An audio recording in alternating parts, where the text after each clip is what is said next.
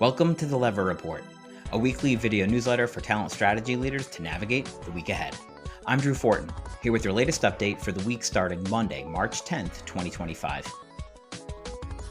Mixed signals in February's job report, how offering flex work arrangements drives success, Google quiet quits on DEI efforts, and new research is showing how employees are more ready for AI than ever. Let's get started.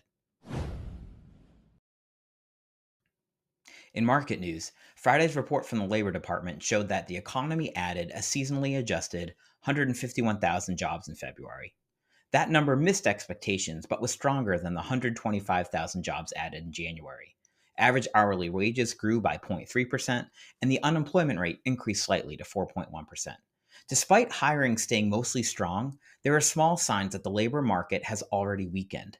Last month, the number of people settling for part-time work increased by over 10%, while the group that includes job seekers who gave up looking for work grew by nearly 8%.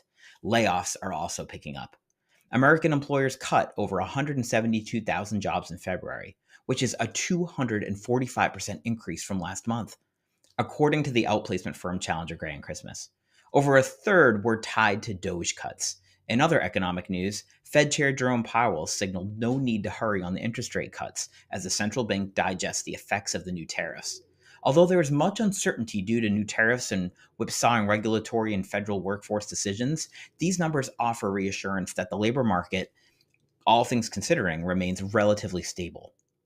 One thing's for sure, employers have more leverage in this market, and many economists believe that the president's push for tariffs is another major disruptor to hiring what could slow down job growth in some important dependent industries like retail, while boosting others.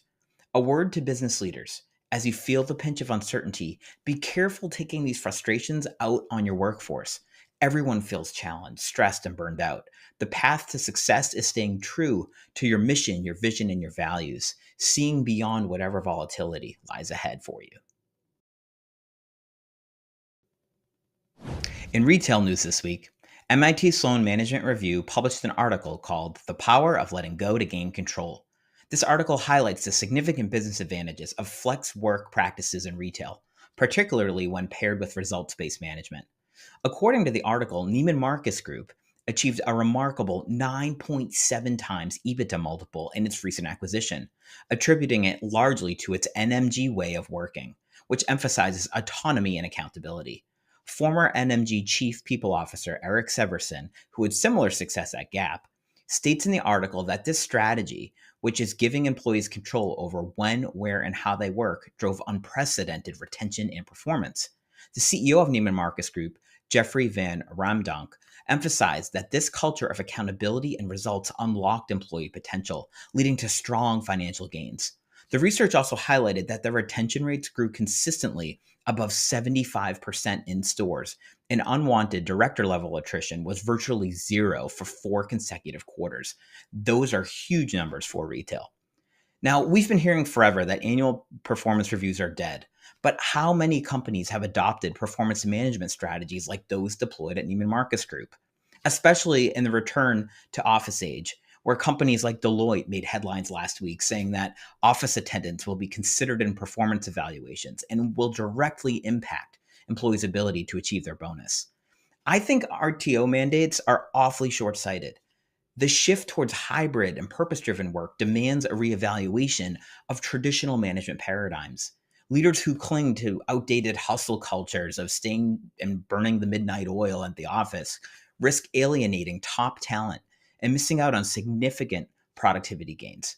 Discussions around flex work must move beyond mere presence and focus on measurable outcomes. They cite in this study a quarterly focus on goal and quota attainment mixed with professional development planning. This is the cornerstone of that program's success at Neiman Marcus Group. By prioritizing employee autonomy and establishing clear accountability systems, leaders can foster a culture of trust and high performance, ultimately driving long-term success. Ignoring these trends leaves HR professionals and companies behind in the war for talent. Google made news this week for the wrong reasons, as Google Calendar users started to note the company's quiet removal of cultural events like Black History Month and Women's History Month.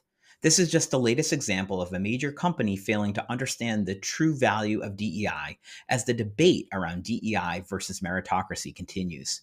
While some argue that the merit based approach should be taken to DEI, others point to the systemic biases that still exist in hiring practices because of DEI programs.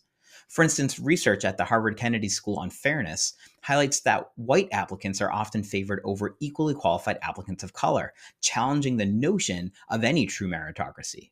While some studies show at least half of C suite are aiming to roll back DEI initiatives, we have companies like Apple and LVMH and JP Morgan and Costco and HB who appear to be staying the course. I think attempts to diminish the importance of diversity in favor of so called meritocracy are misguided. True meritocracy cannot exist without embracing diversity in all forms and seeking equitable and fair practices.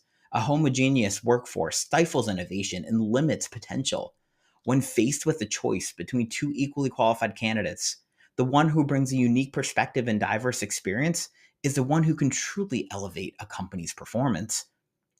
Embracing diversity isn't just about fairness. It's about recognizing that culture eats strategy for breakfast every day, and you cannot have a thriving culture without diversity in thought, behavior, experience, and background. This is just common sense. New McKinsey research shows that nearly all companies invest in AI, but only 1% feel they have reached maturity. The primary obstacle to scaling AI is not employee readiness, but rather a lack of leadership. This research emphasizes that leaders need to be bolder in driving AI adoption within their organization. Employees are generally more open to AI, desiring additional support and training and recognizing its potential to replace a significant portion of their work. In fact, Live Career's workplace technology survey of 1,000 people showed nearly 4 in 10 wish their employer made AI-powered tools more available.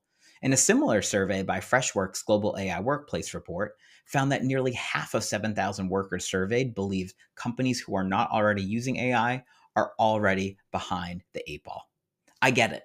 There's a lot of uncertainty and lack of clarity around ROI about a lot of things right now, not just AI.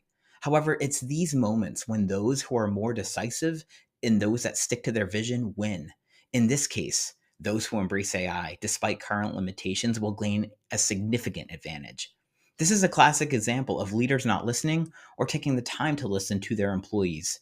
Those that do are going to get a significant leg up above their competition. In our Future of Work segment this week, I wanted to highlight a groundbreaking achievement in robotics. Video footage has been released by UB Tech, which has successfully coordinated multiple humanoid robots using its innovative BrainNet framework. This technology links cloud device inference nodes and skill nodes, creating a super brain and an intelligence subbrain with its swarm intelligence system. The video showcases these robots working seamlessly on a Chinese car factory production line, marking a significant step towards automating logistics jobs like warehouse picking.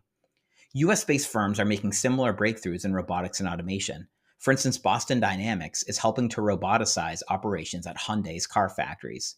This new shared brain method enables robots in factories, self-driving cars, and other intelligent systems to learn collectively in real time while preserving data privacy. These advancements should make us question what the future of management means. Leaders will need to adapt, transitioning from traditional people management to roles akin to air traffic controllers overseeing these automated systems. And that's your Lever Report. If you enjoy this content, please show your support by liking this video and subscribing to our channel. Also, please ask questions or share your thoughts in the comment section below. We look forward to engaging with you. We'll see you next week.